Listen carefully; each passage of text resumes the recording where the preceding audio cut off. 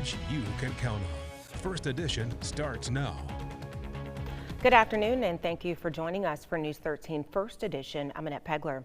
Well, first, let's go ahead and take a look at your forecast. Chief Meteorologist Frank Johnson joins us in the Weather Center.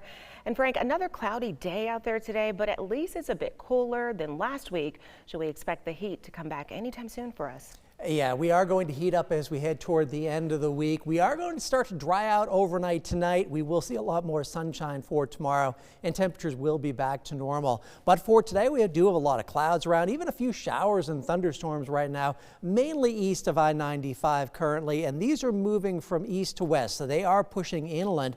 Right now, the strongest or the only thunderstorm is off to the north of Conway, up toward Highway 22. There's a lot of lightning and heavy downpours with that thunder shower. That's moving back to the west as well. And still plenty of moisture across the southeast, but notice drier air in North Carolina.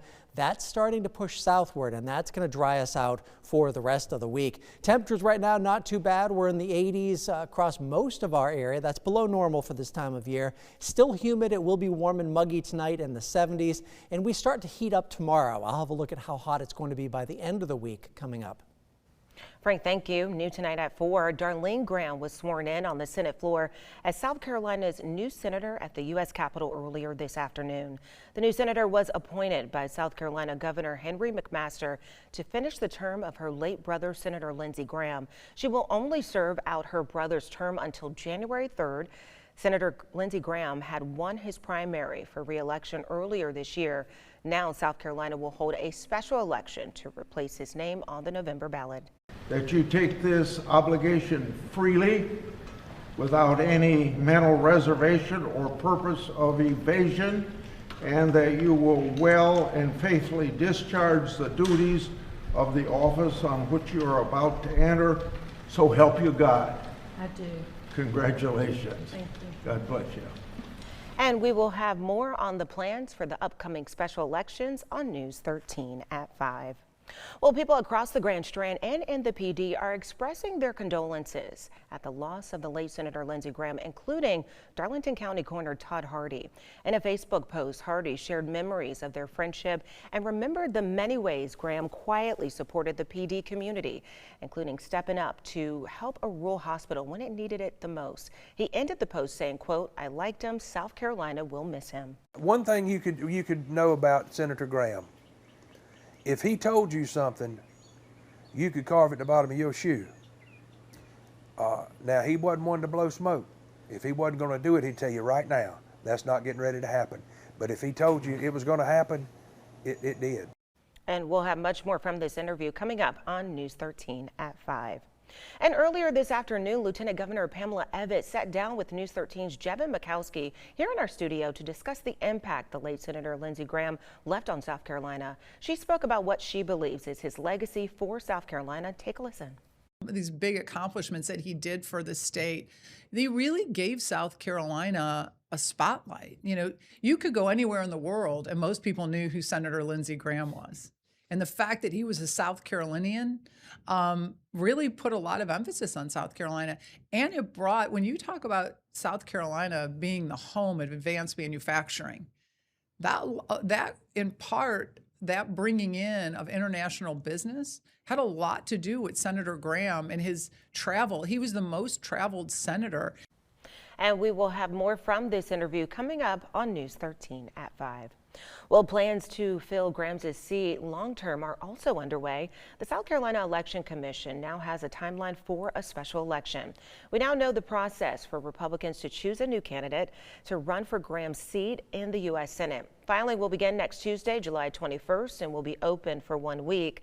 The South Carolina Election Commission says there will be 3 days of early voting on August 5th through the 7th, ahead of the GOP primary on August 11th. If a runoff is needed, that would be held on August 25th.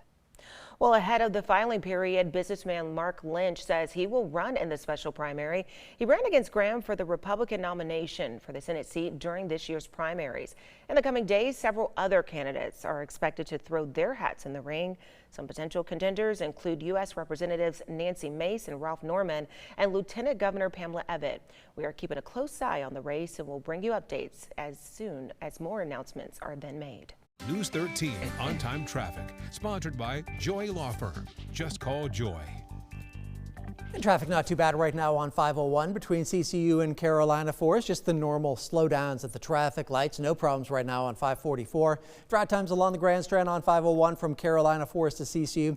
That's going to take 19 minutes. 17 in both directions along the Grand Strand, moving slower than normal. In the Florence area, looking okay. No problems in town right now. No issues on I-95. Currently on 95 from TV Road to 76. That'll take 10 minutes. Palmetto from 5 Points to Irby Street will take 4 minutes. And 52 from Palmetto to I-95 will take 8 minutes. Frank, thank you. This morning, Myrtle Beach City Council heard quarterly updates from several community organizations, including Visit Myrtle Beach, Grand Strand Young Professionals, and Collaborate 2031. Now, leaders shared successes from the past few months, challenges they're facing, and what they hope to accomplish next. News 13's Cameron Townsend was there. This morning's meeting covered everything from rising gas prices and airline service to new restaurants, hotels, and efforts to keep young professionals on the Grand Strand. Visit Myrtle Beach President Stuart Butler highlighted what he called a strong outlook for the area, pointing to a recent national recognition naming Myrtle Beach the 5th best small city in America and one of the country's most desirable places to live and visit. Butler did acknowledge challenges like higher gas prices and the loss of Spirit Airlines, but he said the region continues to see growth through hotels, restaurants, attractions, and other investments. He says those projects will help position Myrtle Beach for long-term success. I think there's a lot to be optimistic about. Even though we're going through some challenges right now, this community is incredibly resilient, and we're working collaboratively as a region to really tackle the problems head on. So whether we're seeing new hotels, new restaurants, new attractions, and new investment in product, I think that's what's going to be laying a great foundation for the next several years. At 6, I'll take you through challenges local tourism leaders are facing and why they say they're confident in Myrtle Beach's successful future. Reporting in Myrtle Beach, Cameron Townsend, News 13. Cameron, thank you.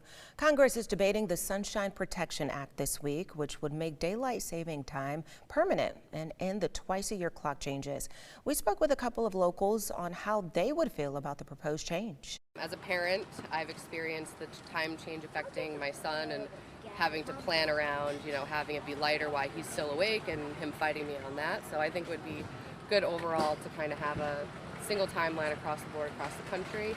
I feel indifferent, probably because I already don't change my clocks and I'm not a huge fan of having to change my clock or having to wake up an hour earlier sometimes. So I would be completely fine if we just were always daylight savings time.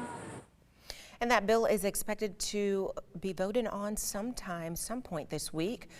All right, moving on now. And a man who became trapped inside of his car when a power line fell during recent storms is talking about his experience. As crews still work to make those repairs to poles that were destroyed along Old Marion Highway, Jarrett Miles reflects on how he and at least 5 other cars survived. Miles says he was trapped inside his car for over an hour after being warned by 911 to not get out of the car because of the potential for electrocution. There was an electric pole ahead of me. It bent, and then it snapped and fell. As it fell, the pole next to me, I could see out of the corner of my eye through my passenger side window, was falling as well, and I could see the wires coming down. And I threw the car into reverse. Thank the Lord that nobody was behind me. Thank the Lord that it did not go into park, because that was a quick reaction. So glad he's okay. Coming up next at 5:30, News 13's Eric Cooper talks more with the man that walked away from that incident. Well, police are investigating a shooting that happened in the Longs area. According to Horry County Police Department, that shooting happened last night along Bombing Range Road. Officers say 3 people were shot, all of which had non-life-threatening injuries. They were taken to the hospital for treatment. Detectives found multiple shell casings on the ground at the scene. No suspects have been identified at this time. The investigation is ongoing. Anyone with information is asked to call the Horry County Police Department. We've got showers and thunderstorms across the area again this afternoon. Not as many as there were yesterday, but we are going to start to dry out. Have a look at how much we're going to heat up over the next few days coming up.